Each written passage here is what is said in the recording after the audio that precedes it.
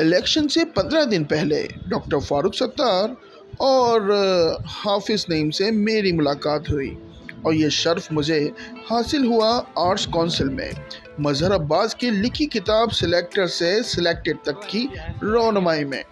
इस मौके पे कई सियासतदान और न्यूज़ एंकर ने शिरकत की। आइए आगे देखते हैं सियासतदानों की नोक झोंक इस किताब की रौनमाई पे। मज़हर अब्बास का जो विजन है, जो इंटेलेक्ट है, अच्छा है बुरा है, जो उसने लिखा है वो इंतहाई ईमानदारी से और जिस पे वो बिलीव करता है वो लिखता है। इसके लिखे का मैं बिल्कुल भी जिम्मेदार नहीं, ये मेरा ज़ाती दोस्त है। इसके जो भी कुछ काम ये करे उसमें मेरा कोई हिस्सा नहीं है, ठीक है। तो हम सब एक भरपूर क्लैप बजाते हैं कि एक बड़े नामवर जर्नलिस्ट की किताब की हम लॉन्चिंग कर रहे हैं। एक आइडियल रहे हैं, उनको देख के हम बोलते लिखते और सुनते हैं, लिहाजा एक बहुत अहम इजाफा है। अब जो मौजूदा तारीख़ और मौजूदा जो हालात हैं इसके तनाजुर में आपकी ये किताब बहुत ज़रूरी थी। मैंने कुछ आपकी किताब के लिए ही लिखा है और आप सब लोगों की नज़र जो मैंने लिखा है मज़हर साहब के लिए, और इसका उन्वान रखा है हर ख़बर पर मज़हर। जो दिल पे गुज़रती है रकम करते रहेंगे। जनाब मज़हर अब्बास साहब।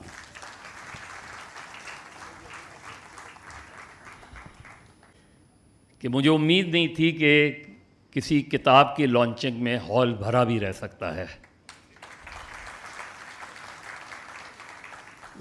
तो सुहेल साहब ने कहा कि आपका मसला ये है कि आपको अपनी मकबूलियत का अंदाज़ा ही नहीं है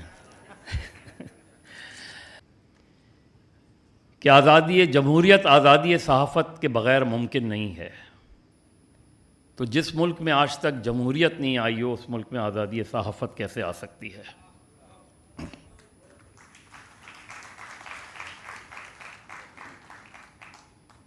सिलेक्टर्स कौन रहे हमारे मुल्क में?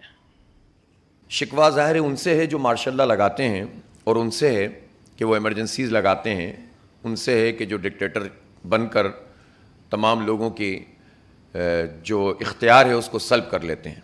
लेकिन शिकवा उनसे भी है जो उन्हीं के इनक्यूबेटर में पलते हैं। शिकवा उनसे भी है जो उन्हीं के गार्डन की, उनके बाग की एक अच्छी सी क्यारी के फूल बनने की कोशिश करते हैं। उनसे भी शिकवा है कि सब अपनी अपनी बारी की बात करते हैं, जमहूरियत की बात कोई नहीं करता। आप वायलेंस को सपोर्ट करते रहे, आप लोगों को मारने की सपोर्ट करते रहे, उनकी हाँ में हाँ मिलाते रहे। आपको कुछ ख्याल नहीं आया कि कोई आपके में तालीम है, आप में कोई अकल है, उस वक़्त आपको कुछ ख्याल नहीं आया। तो भाई ये आप भी कम से कम शर्मिंदा तो हों।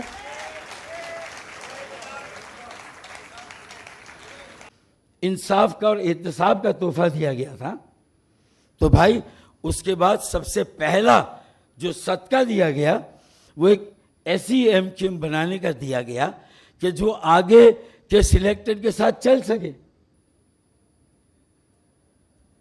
तो ये बात भी तो गौरतलब है। फिर एक आप सब फैसला आज करें कि हमें मालूम है कि फिर सिलेक्टर्स और सिलेक्टेड का गेम शुरू हो गया। इस इलेक्शन में क्या होगा ये भी आप सब जानते हैं। तो मुझे ये बताएं, और फिर इस जो अगली हुकूमत बनेगी 6 माह के बाद क्या होगा, 1 साल के बाद क्या होगा। मज़हर अब्बास के कॉलम उसी तरह चल रहे होंगे, सुहेल बड़ाइच की बेलात तबसरे इसी तरह चल रहे होंगे। नहीं, यही देखें, अब आप कह रहे हुकूमत में होंगे, नहीं अच्छा, और पब्लिक की तकरीर में कह रहे हैं कि एमक्यूएम बॉयकॉट कर देगी। भाई क्यों, मेरे बॉयकॉट से आपका क्या ताल्लुक है इसलिए कि आपकी लॉटरी लगती है। नंबर कम होते जा रहे हैं देखें भाई, ना छेड़ो मलंगा नू भाई। अगर आप पंगा लेंगे तो मैं कहूँगा एक माइक आप रखे, एक मैं रखता हूँ, आए बात करते हैं। मज़हर अब्बास की लिखी किताब तो ऑन द स्पॉट ही बिक गई, पब्लिक का बहुत अच्छा रिस्पांस मिला। और दूसरी जानिब मैंने ख़ुद को खुशनसीब समझा कि कराची की नुमाइंदगी करने वाली दोनों सियासी जमातों के रहनुमाओं से मेरी मुलाकात हुई।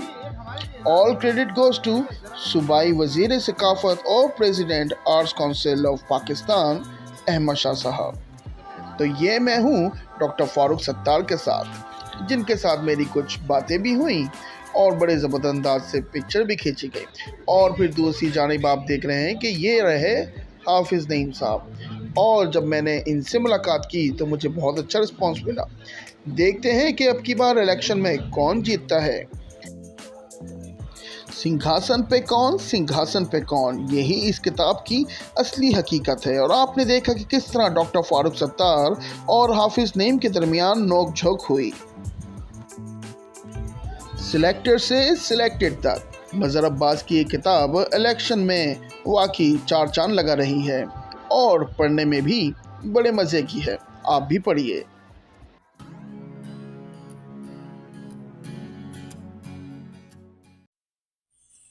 Bad.